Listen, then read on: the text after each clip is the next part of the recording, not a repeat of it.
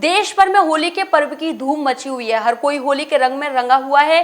क्या है होली का पौराणिक महत्व? ब्रज में होली की परंपरा का क्या है आधार?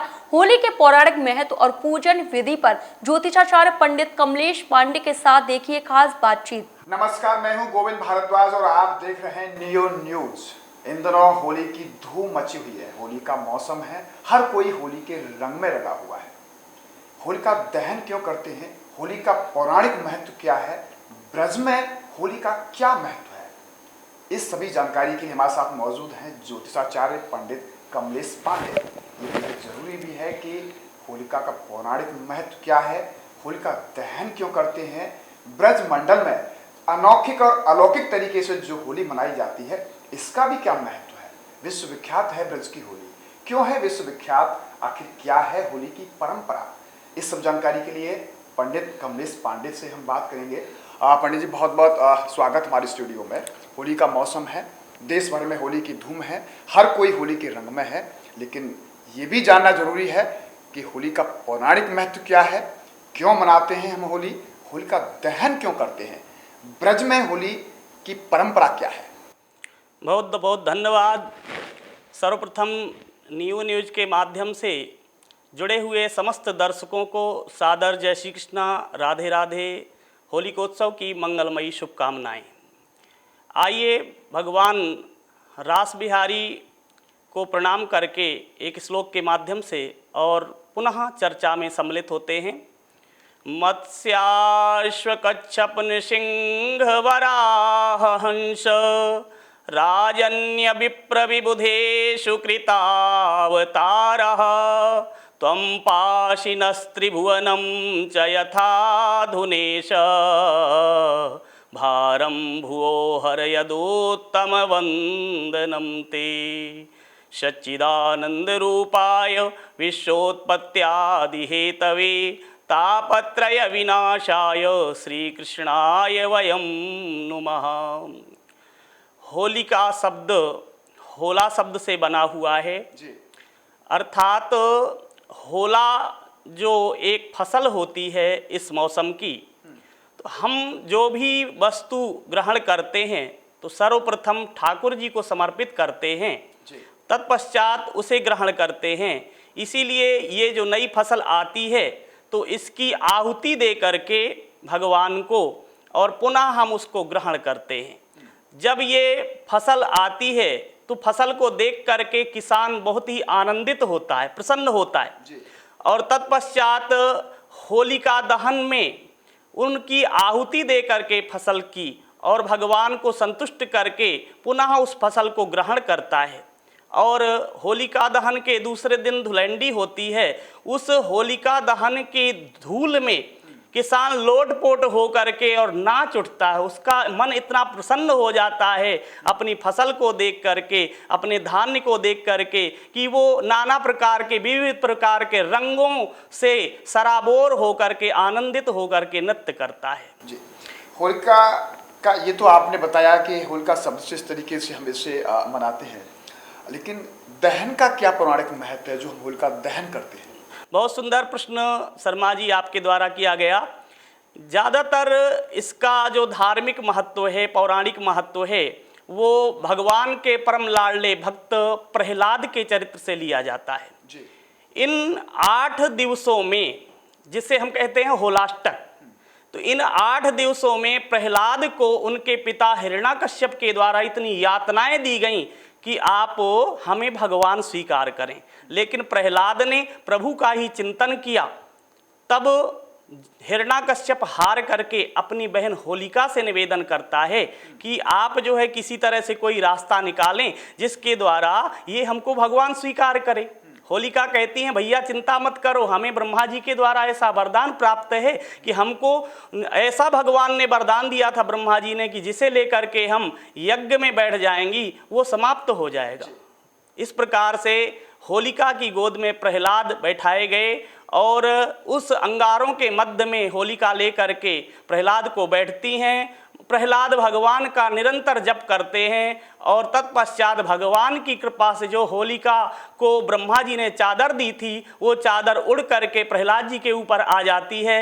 होलिका वहीं पर जो है जल करके भस्म हो जाती हैं और प्रहलाद जी सकुशल भगवान का नाम स्मरण करते हुए गुलाब के फूलों में जैसे बालक खेलता हुआ प्रसन्न सुगंधित होता है, उसी प्रकार से प्रहलाद जी सुंदर भगवान का भजन करते हुए दूसरे दिन सकुशल निकाल लिए जाते हैं और होलिका जी समाप्त हो जाती हैं। इस प्रकार से तभी से परंपरा चली होलिका दहन की। ब्रज की होली विश्वविख्यात होती है, ये परंपरा आपने होलिका दहन की बताई, लेकिन अब हम ब्रज की परंपरा पर आते हैं। ब्रज में अद्भुत है होली का रूप जी, और देश भर में विश्व में होली का पर्व मनाया जाता है, लेकिन ब्रज में होली का उत्सव मनाया जाता है। ब्रज मंडल की क्या है ये परंपरा, क्यों है अद्भुत होली ब्रज की? बहुत सुंदर प्रश्न। जब होली शब्द आता है तो अनायास ही सबके हृदय में भगवान राधा कृष्ण का स्वरूप नाचने लगता है। जी। जग होरी ब्रज होरा। हमारे ब्रज में बसंत पंचमी से लेकर के रंग पंचमी तक 40 दिन तक प्रमुख मंदिरों में भगवान का होली महोत्सव बड़े ही धूमधाम के साथ मनाया जाता है। भगवान श्री कृष्ण ने राधा रानी के साथ होली का उत्सव द्वापर युग में मनाया था और तभी से ये परंपरा चली आ रही है कि ब्रज के प्रमुख मंदिरों में इन 40 दिवसों में अनेकों प्रकार से विभिन्न रंग अबीर गुलालों इत्यादि से भगवान का सुंदर गायन के साथ वादन के साथ ये होलिकोत्सव मनाया जाता है।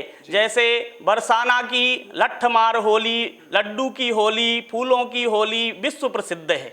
क्या इन होलियों का महत्व है कि बरसाना में हम लठमार ही क्यों करते हैं, लड्डू होली का ही आयोजन क्यों होता है, तो क्या इनका पौराणिक महत्व क्या है, परंपरा क्या है?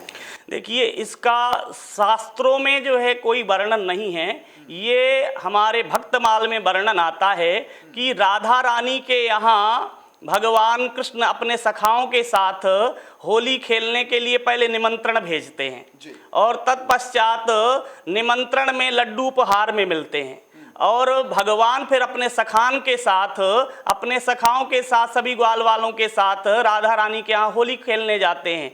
तो वहाँ पर राधा रानी लड्डू फूलों के द्वारा और लट्ठ के द्वारा सभी बाल सखाओं का और भगवान श्री कृष्ण का स्वागत करती हैं, उनसे होली खेलती हैं और भगवान ढाप इत्यादि के द्वारा, गुलाल इत्यादि के द्वारा सभी गोपियों का जो सुंदर आनंदित करते हैं, सभी को आनंद प्रदान करते हैं। तो ये लट्ठामार होली तभी से प्रसिद्ध है। लट्ठामार ब्रज में अलग अलग रूपों में होली देखी जाती है जी। तो क्या होली का संबंध राधा कृष्ण से भी जुड़ा हुआ है? जी, भगवान राधा कृष्ण ने जब द्वापर युग में होली खेली थी तभी से ये ब्रज में होली मनाई जाती है 40 दिन की। उसके पहले एक दिन ही होली का त्यौहार होता था। जैसे इस होली का जो शुरुआती में हमने बताया कि इसका प्रारंभ अनादिकाल से है जी। और इसके स्वरूपों में कल्प कल्प की कथाएं हैं। कभी जो है होलिका दहन की शुरुआत पाकिस्तान में जो मुल्तान क्षेत्र है वहाँ पर जो प्रहलादपुरी क्षेत्र है उसमें भगवान नरसिंह का मंदिर था, वहाँ से। कभी जो है आपका हरदोई क्षेत्र में हिरण्याकश्यप का स्थान बताया जाता है, वहाँ से। कभी आपके फालेन गांव में जो आजकल पंडा निकलते हैं धधकती हुई ज्वालाओं से, वो कभी फालेन गांव में जो है मनाया जाता है। तो कल्प कल्प की कथाएं हैं। जैसे भगवान को कभी जो है वसुदेव का पुत्र कहा गया, कभी नंद बाबा का पुत्र कहा गया। तो कल्प कल्प में अनेकों प्रकार की लीलाएं भगवान ने की। कभी राधा कृष्ण से इसका महत्व जोड़ा गया। तो भगवान प्रेमावतार थे, इसलिए जो है रंगोत्सव प्रेम का पर्व है, इसलिए इसका ब्रज में विशेष महत्व है।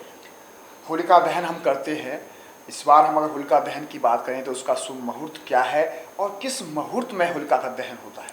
बहुत उत्तम प्रश्न। ज्योतिषी दृष्टि से 5:43 से और रात्रि 8:57 तक होलिका दहन का उत्तम मुहूर्त है। इस मध्य में जो भी होलिका दहन करेगा वो निश्चित रूप से कुशल क्षेम को प्राप्त करेगा।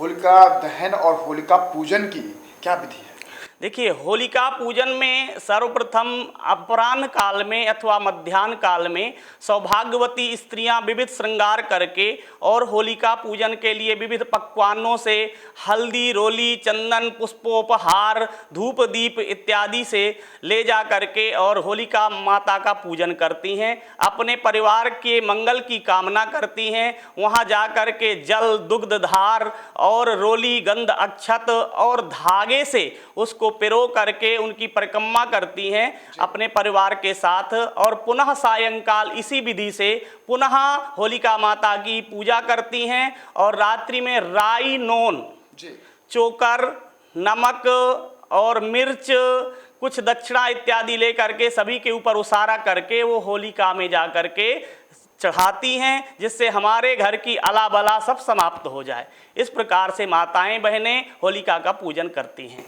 उसके बाद दहन जब रात्रि में होता है तो फिर होलिका दहन का जो मुहूर्त है उसमें जो कोई प्रतिष्ठित व्यक्ति या जो है कोई बुजुर्ग वृद्ध व्यक्ति या कोई जो है पंडित जी, आचार्य इत्यादि वहाँ पर विविध मंत्रों के साथ शुभ मुहूर्त में होलिका में अग्नि प्रज्वलित करते हैं और होलिका दहन करते हैं। दर्शकों के लिए हम चाहेंगे कि इस बार जो होलिका पूजन का शुभ मुहूर्त क्या है और दहन का मुहूर्त क्या है। देखिए, होलिका पूजन का जो शुभ मुहूर्त है वो सुबह है 8:42 से और 12:20 तक है। अपराह्न काल में आपका 5:43 से और 6:44 तक पूजन का उत्तम मुहूर्त है। तत्पश्चात होलिका दहन आप 7:15 से लेकर के और 8:57 तक कभी भी कर सकते हैं।